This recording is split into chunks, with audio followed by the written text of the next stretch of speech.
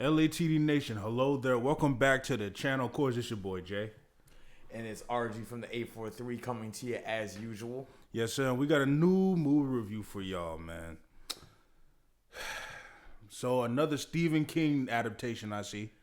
Probably the 80th that they've done in the last couple of years. Yeah, exactly. We will be looking at the details of The Long Walk. Like we just said, a Stephen King adaptation. Apparently, he wrote that book back in like 1970 something. I think it was like 79 from what I had saw. Yeah. And this movie is pretty much about this dystopian type of version of Earth where the economy's down. This is like post-Vietnam War. I don't think they said exactly what war it was. Oh, I think that's how it was in the book. But they said it was after a war. They said it was after some kind of great war in the movie. Oh, word. And so they have The Long Walk based on... they have The Long Walk because apparently in their words, the society has gotten lazy. And The Long Walk is pretty much who the last one standing wins. You know what I'm saying? A test of endurance, a test of really what somebody's made of, like who's the best of what society has to offer, essentially. Right. Excuse me. Right. And right off the gate, I can say that this movie is not for everybody. First of all, It definitely isn't. it's heartbreaking, it's heart-wrenching, but at the same time, it's still kind of vibrant in a way. It still makes you feel good in a lot of cases. It finds, because I think the central theme of this movie, from what I interpreted it as, and I think it's stated several times, that you kind of look for the value in things no matter how bleak things feel. Right. And I think that this movie did a really good job of like showcasing that and kind of providing that sense of hope and warmth despite how dark it is, really through its characters, particularly its cast. Exactly. Which you have Peter McVries, played by David Johnson. Of the Alien Romulus fame last year. Yeah, he played Andy the android, essentially.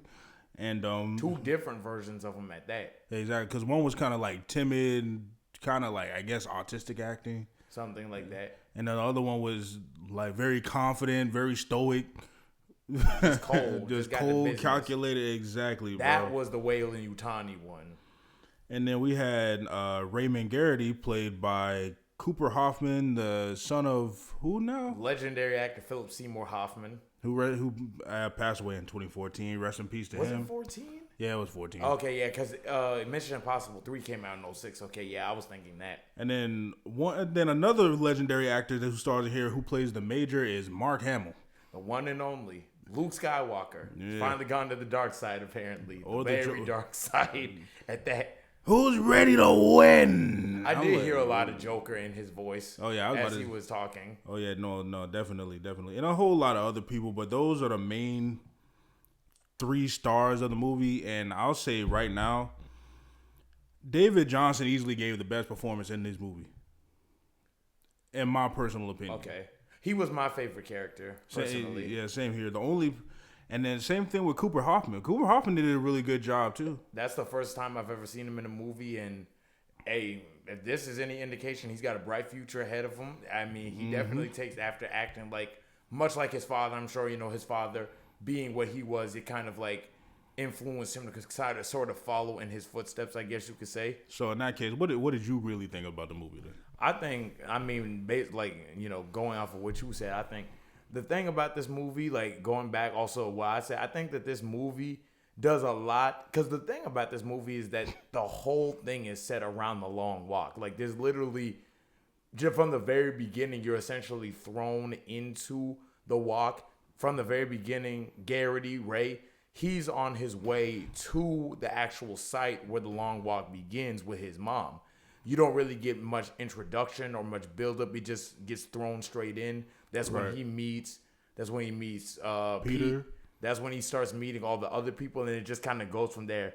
And then as time goes on through flashbacks, you start to see more of these characters' backstories, their past, what kind of led them to where they're at currently.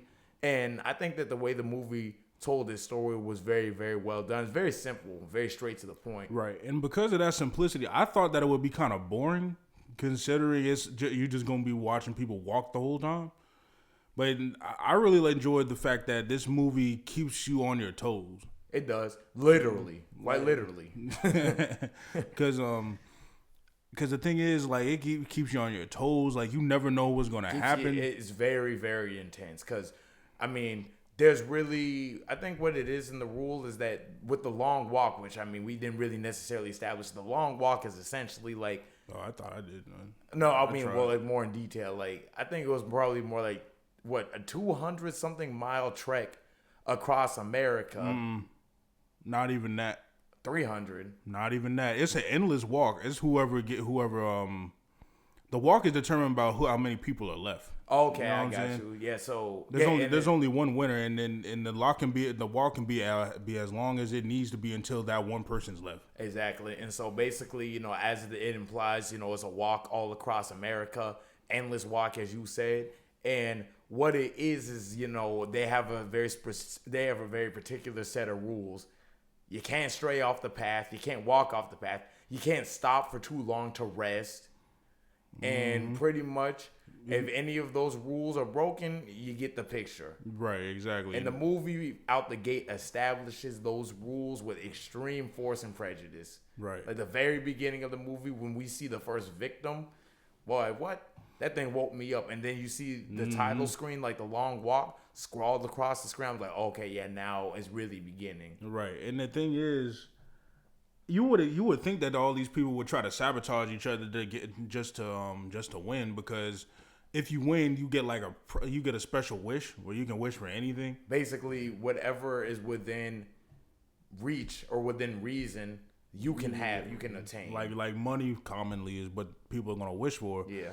And the thing is, but no, they're actually very supportive of each other. At least the main characters are, like, who we just said, Ray and Pete, are like very supportive of each other. Same thing with this dude named Hank Olsen, played by Ben Wang. And yeah, everybody kind of has each other's back. They're like become friends and everything. And there's only one person who's like, of course, it's like a very Stephen King-esque type of stereotype. There's one, like, you know, asshole out of the group, played by Charlie Plummer, Gary Barkovich. Yeah. But even then, they still befriend him at the end of the day, because they're all in this together. Like, because they're how they see it, they're all in this together. What's the point of being enemies if this is the last time potentially that they're going to be alive? And that's the one thing about this movie that took me by surprise, because, you know, usually in a dystopian, post-apocalyptic type of like story, most of the time it's a very me versus the world, sort of like everybody's out to get me, I have to fend for myself. But this movie really like stood out in my mind for the fact that everybody really pretty much genuinely had each other's back. There was no real animosity. Everybody sort of supported each other. Nobody wanted to see anybody fail. Right. So you get the sense of these are good people in a bad world that are just doing what they can. These ain't hardened criminals necessarily, at least from what we know. Right. These ain't good kids in a mad city. Exactly, because I think it's stated that they are teens. Yeah, something like they're meant to be young. Yeah, yeah, like you said, around teenage years. Which makes sense because they'd be more on the naive, sort of like see the good in humanity side. Right, exactly. Until like, and the thing is about this long walk here, it's grueling, it's long, it's arduous, bro. And a lot of times you wonder how, I don't want to say it like, because this is TMI. But you wonder how certain things are going to get done, if you know what I mean. It's a very, very grueling experience. They touch all of that. How are they going to live? How are they going to eat? How are they going to sleep? How are they going to... Yeah, and it's like... And they go through all of it in this movie, man. And it turned my stomach a little bit. I ain't going to lie. But like I said, as much as it's grueling... Or brutal... What did I say? Grueling? As much as it's brutal and much as it's heart-wrenching, like I still had fun with it for the most part. For sure. Like it had me tearing up. It had some humor to it. It actually had a decent amount of humor. Like the banter is very clever. Exactly. I agree. I 100% And the actors play off of each other very, very well. Like you get the sense that they became friends during the process of filming the movie. Right, you could tell they had a great time because the chemistry really was on point, Exactly. even with some of the lesser known characters. And it's a very unique story just for the fact that, as you touched on, it's kind of a case of where, because they're constantly walking, how they're going to touch on certain things, what they're going to do, how certain things are going to be executed. You know, it kind of keeps the intensity, even in moments that are sort of like, I guess, sort of down tempo, sort of character moments. There's still that added strain and that stress of they're still walking. You know, there's never a moment to rest, quite literally. Exactly, but going to the characters, like we mentioned, I Peter McVries, Pete, played by David Johnson, easily my favorite character. Yeah. But I did have some problems with him, with his character. Yeah. As far as like sometimes his accent would come in and out. And I kind of feel like that they used him as like a magical Negro type trope to a degree. Like I kind of started if I'm thinking being that. honest, yeah, I definitely did see that myself. So if y'all don't know, the magical Negro trope is not a racial slur or nothing like it's not a racial slur, but in film, you have the main white character, and then the kind of the side best friend black character who's always like having the main white character's back. Think what's his name in Hey Arnold? Was that Gerald? Gerald and Hey Yeah. Gerald and Hey Arnold. But for all our fans out there, film fans, you might think of Sidney Poitier or unfortunately, but despite him being a legend now, don't get me wrong, but Sidney Poitier or John Coffey from The Green Mile, Gerald, like we just said, Gerald from Hey Arnold. Greg from Everybody Hates Chris is the reverse of this. Yeah, exactly, exactly. Same thing with I forgot what the dude's name was in Doug, but he was like green. So, but he was a lot like coated black essentially. Yeah. So yeah, that's the magical Negro trope, and that's a lot of where I hate to really say this, But was he written black in the novel? That's the thing I don't know. I'm not sure. I've never read the book at all. I just know that this novel's based off of this movie's based off a novel. That's all. Many Stephen King adaptations have been done over the. I feel like I can't even tell you how many Stephen King books adaptations that they've done over the course of like just the last couple of years alone, because they had Pet Sematary, they had Shining. They had Dr. Sleep, which was the sequel to Shining, which I love. Oh, word. That's one of my favorite movies of the 2010s. Very, very underrated. Dr. Sleep. Oh, I gotta watch The Shining. Ewan McGregor, love that movie. Yeah, I gotta very watch those underrated. movies, but yeah, like Peter, like easily was my favorite character. But like I said, there was some flaws with his character that I just thought I would point out, and I feel like him somewhat. I wouldn't say he was completely the magical Negro trope, because I feel like that trope, that can only be really problematic is if the character is more used as a tool to prop up the main white character as opposed to having his own character. But I feel like Pete, you can't really say he didn't have his own story. Exactly. And that's why I think that him being a magical Negro isn't fully realized here, and thank God, because I am kind of sick of seeing the magical Negro trope. Yeah. Like when I watched The Green Mile with Michael Clark Duncan as John Coffey, rest in peace, I was like, this man has all this power, but yet he helps all these people who, got him in the position that he was, and then you mean to tell me he's the one who still has to die at the end of the movie? Yeah. You know what I'm saying? So I feel like The Green Book was an example of that. The Green Book. I think that's a different example. Green Book? Green Book. No. You seen it, right? I've seen it, yeah. Okay, the one with Mahershala Ali and Mahershala Ali, and that was what got his name? That? Damn, I can't remember his name. That's crazy. Yeah, but you see that meme I sent y'all the other day where black people, like, they see somebody on screen, like, who? Exactly. That's what I'm thinking right now. Like, who is that? But nah, the Green Book definitely wasn't that trope. They were both equal characters. Yeah, they just had different personalities. He played Aragorn in Lord of the Rings. Man, that's gonna bother me. But continue. Yeah, I forgot his name. I'll look it up real quick. But you know what? We'll save that for later. But other than that, I really didn't have any problems with his character. I thought he was easily the heart and soul of this film. Rightfully so. And I like that he did have Ray's back the whole movie though. Like Yeah. he has a friend, saw him as a brother. He's the one that kept the movie going for me. Because the funny thing about this movie is that for as dark as it is, it's also really wholesome in a lot of ways. Too. Surprisingly, So and it balances really offsets, the tone. exactly, and it balances as well, and it doesn't compromise the tone Exactly. and that's You really get to see the humanity. Because Exactly. especially when they're walking and they walk by that family, Mm-hmm. and Ray has his point of view, but then you've got Pete who has his point of view, and Right. he kind of you got to see different worldviews and different perspectives and how you can choose to look at life. And I think that speaks to just us as human beings. Like you can choose to look at situations from a very bleak perspective just based on what it seems at face value, but when you look inner, you could just see sort of a deeper, broader meaning. And I really think that was very, very well executed in terms of how that was fleshed out, how that was executed. 100%, man. And another flaw that I did have with the movie is the ending. I was about to say. Yeah, was that what you were gonna say? Oh, yeah, no, I was definitely about to bring the ending up as probably my only real gripe with the movie. Mm-hmm. Because I feel not to cut you off. Or Go anything. ahead. No, your turn. Bro. For me, the ending, and of course, we're not going to give any spoilers, but I think the ending, in a sense, kind of undermines everything that the movie was kind of building itself on and the message that it was relaying. I think that it kind of goes back a little bit on some of the established characteristics with certain people. Mm-hmm. But I think that might be intentional just because it kind of poses a question at the end. Right.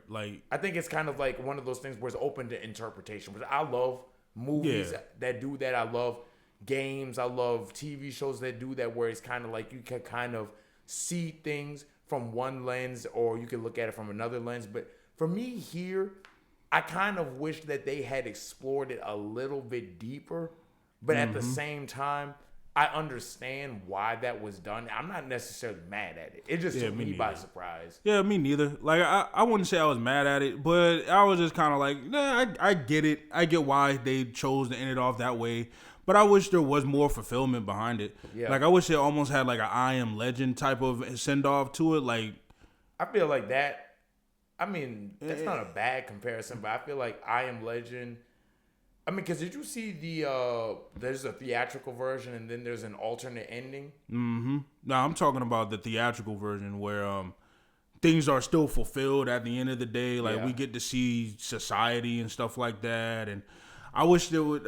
I don't want to spoil anything. I don't know if this is much of a spoiler, but I wish that the character who does win would have done what he said he was going to do, and we would have got to see the aftermath of that to give him more of a fulfilling ending instead of just leaving it open-ended and open to interpretation. Yeah. Because as much as this, like you said, it kind of undermines a lot of what this character does and says in this movie. Yeah. And and like I said, I wish he would have fulfilled his wishes that he had on and pretty much kept the promises of all the characters that he meets and all the characters that dies and stuff like that. Because he's almost even though he's not the. I won't say anything else. Yeah. I won't say anything else. It's just, it took me by surprise. It definitely was a little bit, I guess you could say subversive. Right, and also Ray Garrity's motivation too could have used more work than for me. Yeah. I thought it was a pretty basic. You know what I'm saying? It could have been fleshed out a little bit more. Because with all this setup that they build with his mom and then with his parents and stuff like that, I wish he would have had. I wish it was a more of a altruistic goal rather than kind of petty.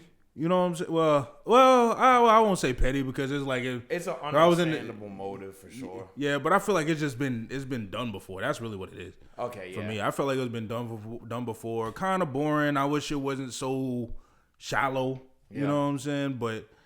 Or at least if it was gonna be shallow, at least kind of explore it a little bit more in depth. Right. There ain't nothing wrong with something being cliche because everything's been done before, but if they had kind of hit it with a different angle, they provided more of a real look into his motivation and just the way he sees things just beyond that surface level sort of motivation. So with that being said, do you think that you would want to see more of the world?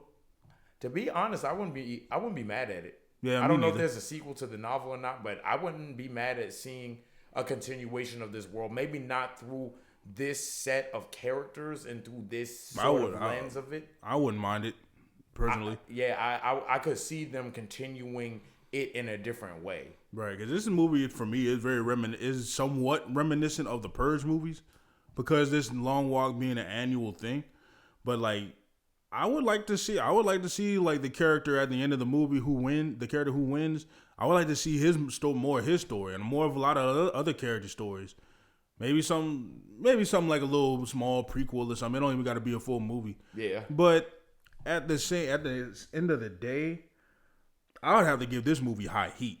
Because with all that being said, I loved this movie. I thought this movie was fire. It was enjoyable. It was heartbreaking. Like I said, I teared up a little bit. Don't judge me.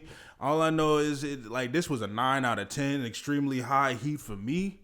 Go ahead, your turn, bro. I would say the exact same thing. I would say that it was, like I said, is well paced, very well acted.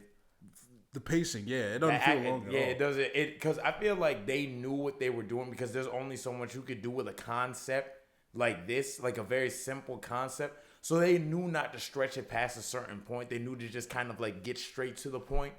They didn't do too much with it, so I appreciated that. Like I said, the acting was on point. Probably some of the best acting all year for me. Some of the most real feeling acting. Like, it felt like they were real people. Exactly. It didn't feel Hollywood-esque. Exactly. You know? It felt like there was like real people with real stakes. Mm-hmm. And that's what I go to the movies for. So, yeah, definitely I give it high praise and high merit on that. And overall, it's just a good time at the movies. I really hope it doesn't fly under the radar. It definitely is worth the price of admission. Unfortunately, I kind of think it might, compared to what has been released as well. Oh yeah, I think it kind of, which is Demon Slayer. Oh, for sure. Whoever did that, whoever put this movie up against Demon Slayer, yeah, you deserve your tail need to be whooped. But this is probably that type of person who's in that old world Hollywood mindset. Oh, them anime movies, they're not thinking about it like that. They don't understand the hype of Demon Slayer. Shit, but we'll get to that in the next review, though. For man. sure. For real. But with all that being said, man, I've been Jay. This has been Rodney. We are LATD. More videos to come, more reviews to come. Stay tuned for Saturday, because we got a special one for y'all. With that being said, look at the details. Peace.